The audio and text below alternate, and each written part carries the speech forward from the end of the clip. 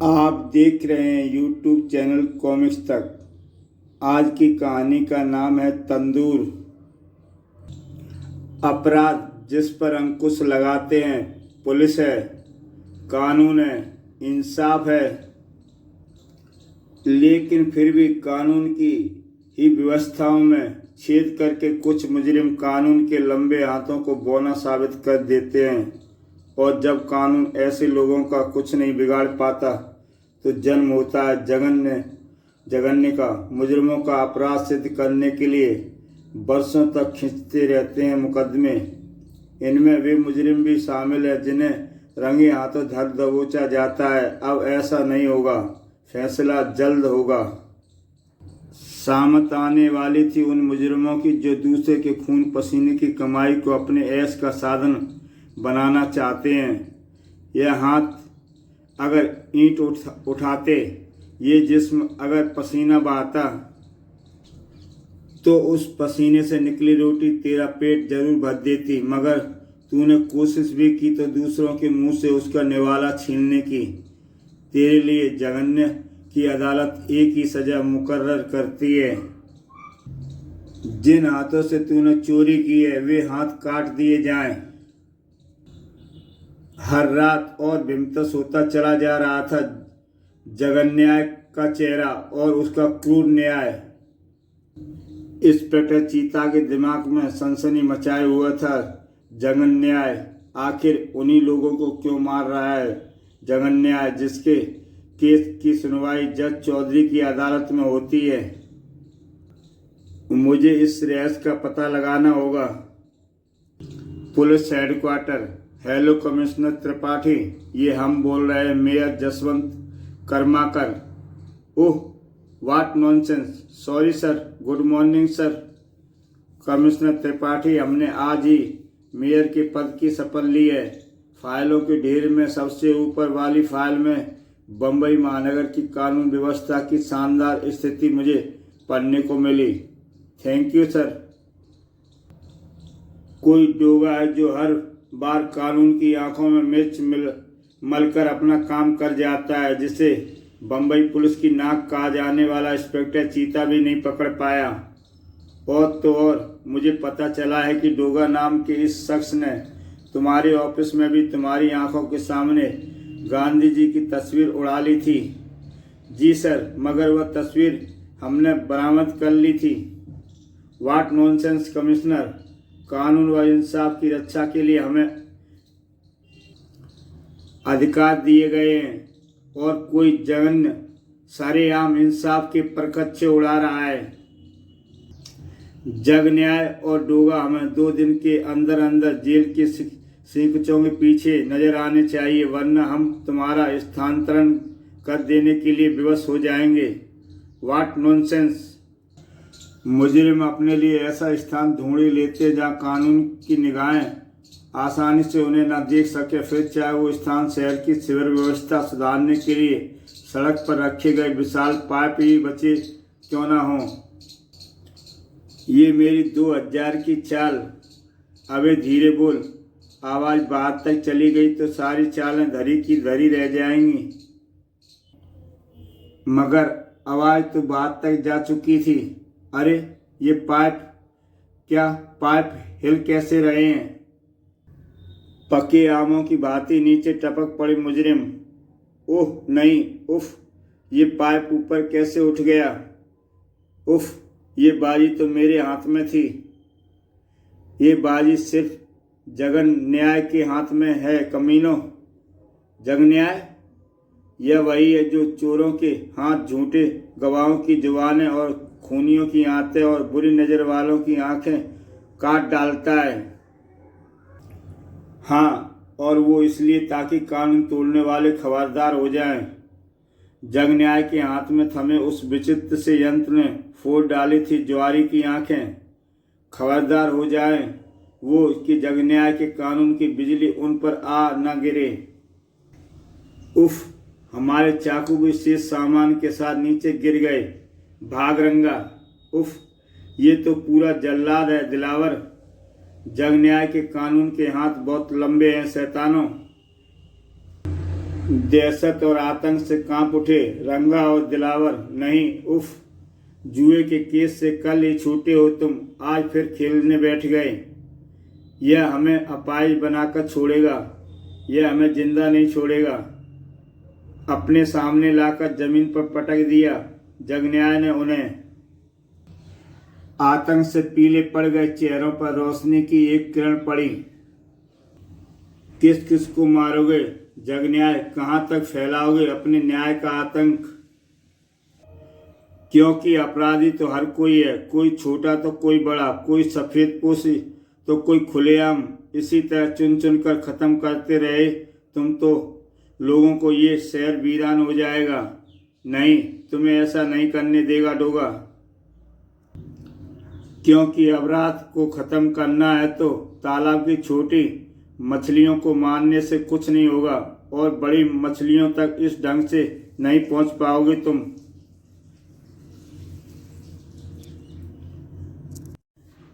भाग रंगा, जगन्याय से भी बड़ा जल्लाद आ गया है डोगा।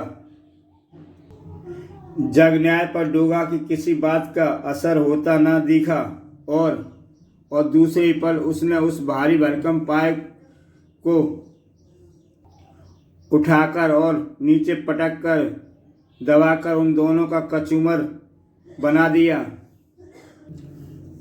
तुम दोनों जगन्याय के हाथों बच नहीं पाओगे। डोगा की चेतावनी को नजरअंदाज कर दिया इसने। अब उसे रोकने के लिए मुझे सख्ती से काम लेना होगा। जूझ गया था डोगा जगन्याय से। इस पर अपराधियों को खत्म करने का जुनून सा चढ़ा हुआ है, किंतु अब तो इसने ताश खेलने वाले उठाई गिरों का भी मारना शुरू कर दिया है। बुरी तरह मचला जगन्याय उसकी पकड़ में, शारीरिक दमखम में। इसे तो लेंगे तो ये अकेला 5 पर भारी पड़ सकता है। बिफरे हुए सांड की तरह मचल रहा है ये मेरी बाहों में। होश में आओ। डोगा को धकेलने में तो सफल हो ही गया वह। न्याय की राह में बाधक ऐसी हर बाधा को गिरा देगा जगन्याय। डोगा ने बाहर झांका। इस बात तो तू डोगा से बचकर निकल गया जगन्याय, लेकिन अगली बार ऐसा नहीं होगा। हड़बड़ाकर बुरी तरह से उठ बैठा जज चौधरी। उफ, कितना भयानक स्वप्न था। कौन है जगन्याय जिसकी खूनी वारदातों में मैं स्वप्न में हूबहू देखता हूँ? आखिर क्यों हो रहा है मेरे साथ ऐसा कि जो स्वप्न में देखता हूँ वो अगले दिन अखबारों में हकीकत की सुर्खियां बन जाता है? इस रहस्य का मुझे पता लगाना होगा, मगर कैसे? आखिर कैसे पता लगा सकेगा मुझे इस रहस्य का? क्योंकि जगन्याय तो अभी तक भी पकड़ा नहीं गया। तब मेरे यह बताने पर अगर किसी ने मुझे ही जगन्याय समझ लिया तो उफ। आशंकाओं की आंधियां और विचारों के तूफान चल रहे थे चौधरी के दिमाग में। इधर वो जो समस्याओं को केवल हल नहीं करता बल्कि उन्हें जड़ से समाप्त करता है। बुरी तरह से बेचैन हो रहा है ये कुत्ता। वेंटिलेटर गहरा बदबूदार धुआं छोड़ रहा है। यह बगीचा नामक इस रेस्तरां की रसोई वाला हिस्सा है और इस समय बजे हैं रात के 11। शहर के दौलतमंदों और अमीरों की सुबह महानगरों में अक्सर ऐसे ही समय पर होती है, यानी रसोई अपने पूरे स्वभाव पर है। शायद इस रेस्टोरेंट चिकन या मटन की खुशबू अपनी तरफ खींच रही है।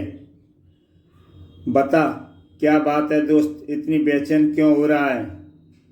और जो कुछ बताया उसे शेफर्ड ने उसे सुनकर भक्त से उड़ गई डोगा की खोपड़ी। कुत्ते की उस सूरत के मौजूद थे। भूकंप के ये बगीचा बंद हो चुका है। कल आना। उफ, इसे रोको। बगीचा बंद हो चुका है यह कहकर तूने इस कुत्ते तूफान की बात की पुष्टि कर दी है शैतान। डोगा की एक ही ठोकर से भड़ाक से चौखट से अलग जा पड़ा दरवाजा। जले मांस की दुर्गंध भरती चली गई डोगा के दिमाग में और भीतर 3 व्यक्तियों के ही होश गुम होते देर न लगी। डोगा की ठोकर से हवा में कलाबाजियां खाती उछली उस तंदूर पर ढकी हुआ परात और जले मांस की बदबू का इतना जबरदस्त झोंका आया कि सांस लेना भी दुभर हो जाए।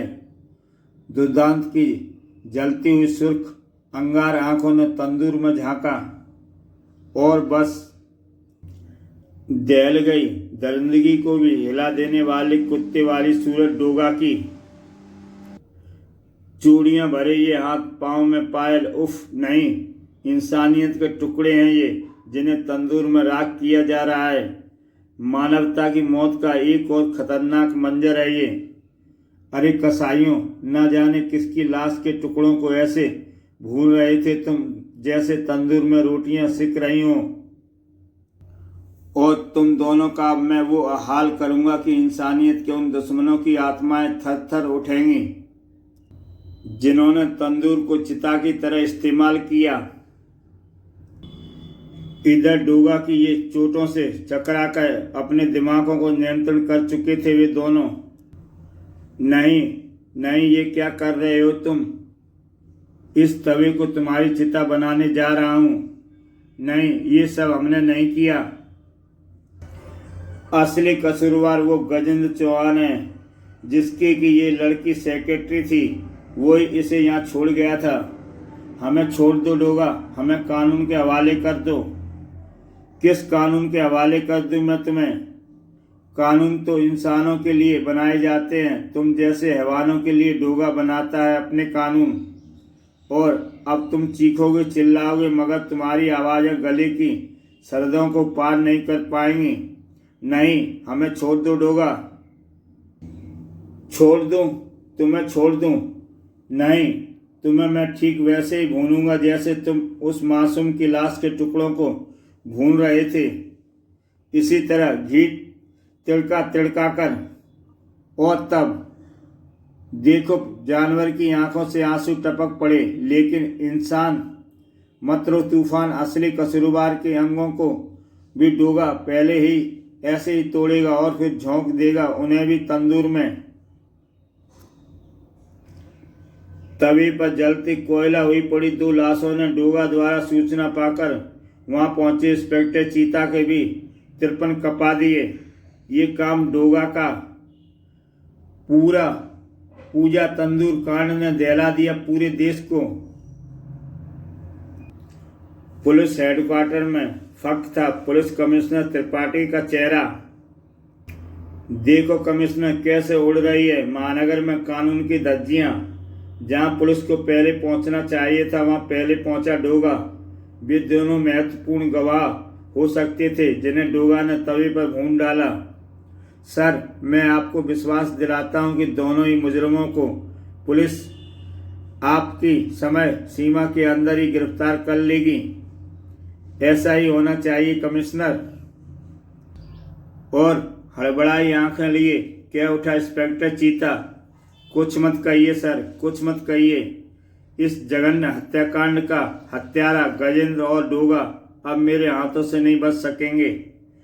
दरवाजा खुलते ही मोनिका को सामने दिखाई पड़ी कुछ महिलाएं। कहिए, मैं आपके लिए क्या कर सकती हूँ? आप उस इंस्पेक्टर चीता की बहन है मोनिका, जिस पर पिछले दिनों अखबारों में यह इल्जाम लगा था कि दुर्दांत हत्यारे व अपराधी डोगा को बचकर निकल जाने देता है। बिल्कुल मनगढ़ंत व बेबुनियाद छपा है अखबारों में। मेरा भैया इंस्पेक्टर चीता कभी अपने फर्ज से गद्दारी नहीं कर सकते। देख लेना, एक दिन डोगा को वही गिरफ्तार करेंगे। अगर तुम डोगा के प्रति अपने भैया के विचारों का निष्पक्ष मानती हैं तो तुम्हें डोगा और तंदूर कांड के हत्यारों को गिरफ्तार के लिए हमारे अभियान के लीडर बनने से इनकार नहीं करना चाहिए। ठीक है, मैं आप लोगों के साथ हूँ। अब आप मुझे बताएं कि मुझे क्या करना होगा। नृशंस अपराधों के विरुद्ध अभियान शुरू हुआ जिसकी नेता थी मोनिका। डोगा को गिरफ्तार करो, दरिंदगी नारी नहीं जलेगी तंदूर में। हाय हाय। इधर इंस्पेक्टर चीता पहुंचा हुआ था वहां। खून सना गड़ासा, लेडीज सैंडल, रस्सी, खून सनी शॉल जिस पर जलने के निशान के साथ बने हैं छेद, यह जाहिर कर रहे हैं कि पूजा की हत्या 2 गोलियों से की गई है। इस कार का नंबर वही है जैसा कि बगीचा की दरबान ने अपने बयान में बताया था। इस कार को खुद गजेंद्र चला रहा था। हत्यारे को जरा भी उम्मीद न थी कि तंदूर कांड उजागर हो जाएगा, इसलिए उसने कार व हत्याकांड में प्रयुक्त सभी सामान को यहाँ लाकर छोड़ दिया, क्योंकि इन सारे सबूतों का महत्व तभी है जब लाश बरामद हो जाए। और लाश बरामद हो चुकी है, केवल उसकी शिनाख्त बाकी है, जो यह सिद्ध करने के लिए है कि वो लाश किसकी है। सर, कुत्ते उस इमारत की तरफ मुंह करके भौंक रहे हैं। कुत्तों को यहीं रोक लो और पूरी इमारत को घेर लो, यहीं छुपा होगा वह शैतान। और शीघ्र ही, hands up mister Gajendra Chauhan, you are under arrest. तंदूर कांड से भी ज्यादा सनसनी मची थी इंस्पेक्टर चीता द्वारा हत्यारे की गिरफ्तारी। इंस्पेक्टर चीता हत्याकांड के सिर्फ 12 घंटों के अंदर अपने हत्यारे को कैसे पकड़ा? क्या पूजा के माता पिता ने लाश की शिनाख्त कर ली है? आप डोगा को पकड़ने में कैसे असफल हो जाते हैं? No comments. इस समय मैं कुछ भी कहने की स्थिति में नहीं हूँ, क्योंकि इससे जांच में बाधा उत्पन्न होगी। 2 घंटे बाद गजेंद्र को चौधरी की अदालत में रिमांड के लिए ले जाना है। और उस समय हक्का बक्का रह गया इंस्पेक्टर चीता। ये लाश हमारी बेटी पूजा की नहीं है। क्या? ये नहीं हो सकता, आप झूठ बोल रहे हैं। ये लाश पूजा की है मिस्टर अरविंद देशपांडे। शायद आप नहीं जानते कि आपके ऐसा कहने से अपराधी साफ बच जाएगा। जज चौधरी की अदालत में ही गई उस जगह न्यायतम हत्याकांड के अभियुक्त की जमानत की अर्जी। जो लाश पुलिस ने बरामद की है वह पूजा की है या किसी और की, अभी यह स्पष्ट नहीं है। अभियुक्त के अनुसार मौका वारदात व हत्या से उसका कोई संबंध नहीं है। पूजा के माँ बाप के इनकार के पश्चात पुलिस केस कमजोर पड़ गया है, इसलिए अदालत मुजरिम की जमानत स्वीकार करती है और पुलिस को आदेश देती है कि केस की नए सिरे से छानबीन की जाए। जज अपना फैसला सुना देता है। डोगा, जो इस समय मौजूद था अरविंद देशपांडे के सामने, मैं आपके दुख को समझता हूँ मिस्टर देशपांडे, क्योंकि किसी भी बाप का सीना आप अपनी बेटी के इस अस्त्र पर छलनी होकर रह जाएगा। मेरा रोम रोम आत्मग्लानि से अभी तक थरथरा रहा है डोगा कि मेरी मासूम बच्ची पूजा का हत्यारा अभी तक जीवित है। उसी हत्यारे को सजा देने के लिए ही मैंने आपसे लाश की शिनाख्त करने की प्रार्थना की थी, क्योंकि मैं जानता था कि अगर यह शिनाख्त हो गई तो हत्यारे की जमानत रुक जाएगी और तब उसे जेल में ख़त्म कर पाना थोड़ा कठिन हो जाता मेरे लिए। लेकिन अब वह जमानत पर रिहा हो चुका है। आप जल्दी ही सुनेंगे उसके भयानक अंत के बारे में। न्याय की राह में बंधक इसी पर बला की तेजी के साथ एक तरफ हट गया डोगा, अन्यथा वह चाकू उसके जिस्म में पेवस्त हो गया होता। आज तेरे जिस्म के सफ़े पर मौत के फैसले की नींव तोड़ूंगा मैं। और सामने जो शख्सियत दिखाई पड़ी उसे देखकर उछल पड़ा डोगा। जग न्याय, इसकी आंखें हर वक्त चढ़ी क्यों रहती हैं और मुझे इसकी सूरत अब जानी पहचानी क्यों लग रही है? जग न्याय के हाथ ने आगे बढ़कर शहीद कर दिया उस सर्चलाइट को। इसके हाथ में मैंने निकाल ढंग से आगे बढ़ते हैं जिन्हें ये कानून के लंबे हाथ कहता है। डोगा का जिस्म हवा में लहराया। छुरा फेंक दो जग न्याय, क्योंकि मैं तुम्हें पहचान गया हूं। तू पागल हो गया है डोगा, जो मेरे हाथ में थमा इंसाफ का तराजू तुझे छुरा नजर आ रहा है। इंसाफ के इस तराजू में अपराध को पल्ला भारी नहीं होने देगा जग न्याय। पलड़ा इंसाफ का भी भारी रहेगा और ऐसा ही होगा जब जगन्याय तेरा भी अंत कर देगा। तुम्हें इस रूप में देखकर मुझे हैरानी हो रही है। मैं तुम पर घातक वार नहीं करूंगा, मैं केवल तुम्हें रोकूंगा। इस पर मेरे घूंसे का जैसे असर ही नहीं हुआ है। ये दोबारा दुगने उत्साह के साथ मुझ पर आक्रमण कर रहा है। जगन्याय का कानून भी जघन्य है। डोगा के हाथ में आ गई उसकी पिस्टल। इसके दूसरे मैकेनिकल बाजू को भी अलग कर दूं। तब डोगा के हाथ में दिखाई पड़ा हुआ चाकू। कोई फायदा नहीं। छोटे मोटे वार के दर्द का एहसास इसे नहीं हो रहा। लगता है जैसे अक्सर सम्मोहित व्यक्ति के साथ होता है और वाकई उसे दर्द का कोई एहसास नहीं हुआ। इस बार पूरी शक्ति के साथ घूमा जगन्याय का हाथ और उसके बाद वह नहीं रुका। जगन्याय उफ, ये मुझ पर वार करने के बाद मुझे मरा समझकर वापस जा रहा है और शुक्र है कि जगन्याय के छुरे का वार गहरा नहीं लगा मुझे। लेकिन मैं उसे तब और अपराध नहीं करने दूंगा और इसे रोकने के लिए मुझे इसके पीछे पीछे इसके घर तक पहुंचना होगा। तो मेरा शक ठीक निकला। हड़बड़ाकर उठ बैठा चौधरी। उफ, फिर वही स्वप्न। तो क्या जगन्याय ने डोगा को खत्म कर डाला? नहीं चौधरी, डोगा को जगन्याय ने छुरा मारकर उसे मरा समझ लिया था, जबकि मैं जिंदा हूँ और जगन्याय के सामने हूँ। तुम और कहाँ है जगन्याय? तुम ही जगन्याय हो चौधरी। नहीं, यह नहीं हो सकता। मैं एक जज हूँ, हत्यारा नहीं। तुम जगन्याय हो, इसका सबूत है ये तो जगन्याय की पोशाक है और वही छुरा है जिसे वो इंसाफ का तराजू कहता है। चौधरी, नींद में अपराध करने की इस अवस्था को लेप्टोमोनियम कहते हैं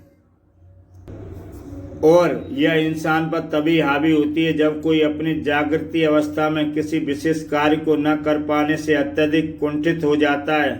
शायद ऐसी कोई कुंठा तुम्हारे भी जहन में है। शायद तुम ठीक कह रहे हो डोगा।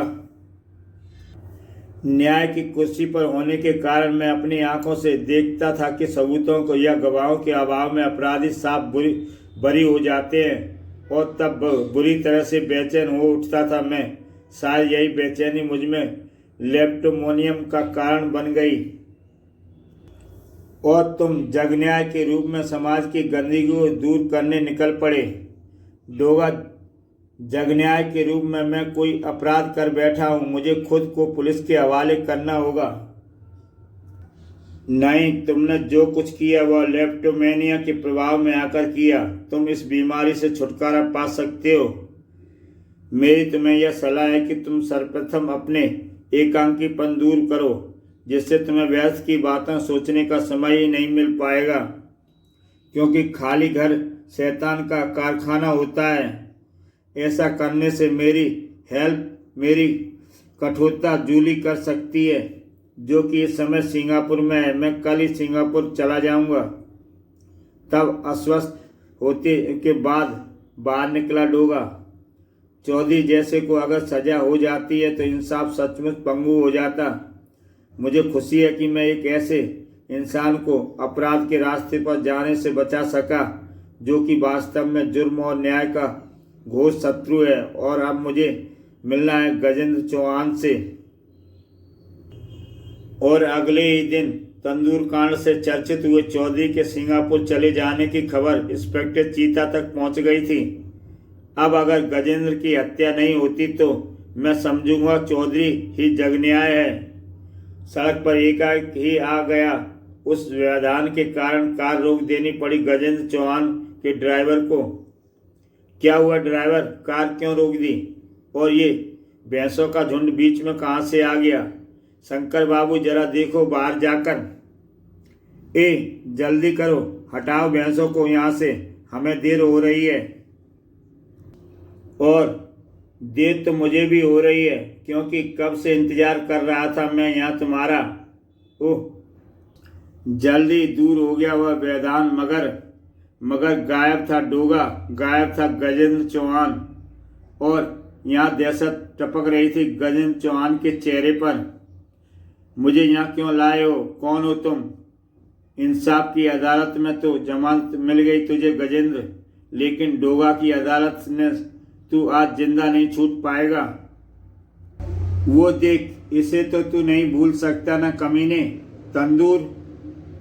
गलत, इसे अपनी चिता कह कमीने, क्योंकि तेरे टुकड़ों को भी मैं तंदूर की चिता में ही राख करूंगा। और उसे भी पहचान ले, इसे रिवॉल्वर कहते हैं।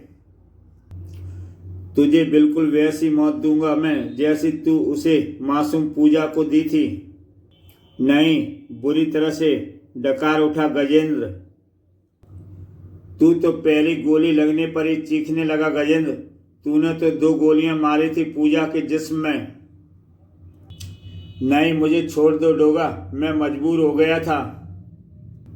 पूजा मेरे कई गैरकानूनी धंधों के बारे में जान गई थी जो मैं अपने बिजनेस की आड़ में करता था। वो कभी भी मुझे जेल के शिक्षकों के पीछे पहुंचा सकती थी, इसलिए तूने उसे खत्म कर दिया। भविष्य में तो तू भी अब कई मासूम पूजाओं के लिए भयानक खतरा बन सकता है शैतान। इसलिए अब मैं तुझे भी जिंदा नहीं छोड़ सकता, लेकिन तेरे जीते जी मैं तेरे टुकड़े करूंगा और फिर तुम्हें उन्हें तंदूर में राख होने के लिए डाल दूंगा। डोगा ने गजेंद्र के बंधक खोल डाले। लड़खड़ा कर गिर पड़ा वह। आज अगर मैंने तुझे ऐसी सजा ना दी तो कल कोई और भी ऐसा दुस्साहस करेगा। कल फिर कोई मासूम पूजा टुकड़े करके तंदूर में फेंक दी जाएगी। और तब विकराल रूप ले लिया गजेंद्र के सामने आ पहुंचा डोगा। इसे भी पहचान ले हत्यारे, ऐसे ही किसी शस्त्र से तूने उसे लड़की के टुकड़े यूं ही किए होंगे जैसे कोई लकड़ी काटता है। डोगा गजेंद्र के बालों को पकड़कर तंदूर तक घसीट लाया। खून का बदला खून ही होना चाहिए। कानून का इतना डर होना चाहिए कि अपराधी अपराध करने से पहले अपने अंजाम के बारे में सोच कर डरे नहीं। और उस वक्त अपना काम निपटा कर मुड़ा ही था डोगा की इंस्पेक्टर चीता। खबरदार डोगा, अपनी जगह से ना हिलना। तुम यहाँ कैसे पहुंचे चीता? गजेंद्र के कारण मुझे शक था कि जमानत मिलने के बाद ये कहीं यहाँ से फरार होने की कोशिश ना करें, इसलिए मैंने इसकी रिस्ट वॉच में एक ट्रांसमीटर फिट कर दिया था जिससे मैं लगातार इसका पीछा कर रहा था। तभी अपने आदमियों को संभालो इंस्पेक्टर चीता, क्योंकि डोगा तुम्हारे हाथ नहीं आने वाला। रुक जाओ डोगा, तुम बचकर नहीं जा सकोगे आज मुझसे। मुझे पकड़ने के लिए तुम्हें अपनी फोर्स को शहर के तमाम गटरों में तैनात करना होगा चीता।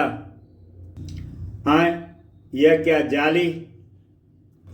मैंने कहा था ना डोगा कि आज तुम मुझसे बचकर ना जा सकोगे। मैंने इस क्षेत्र के सभी मैनहोलों पर यह व्यवस्था कर दी थी। चीते की तरह चमक रही थी इंस्पेक्टर चीता की आंखें, क्योंकि डोगा को गिरफ्तार करने का सपना साकार होने वाला था। गजेंद्र की हत्या डोगा ने करके मेरे उस अनुमान को अधर में लटका दिया कि चौधरी ही जगन्याय है।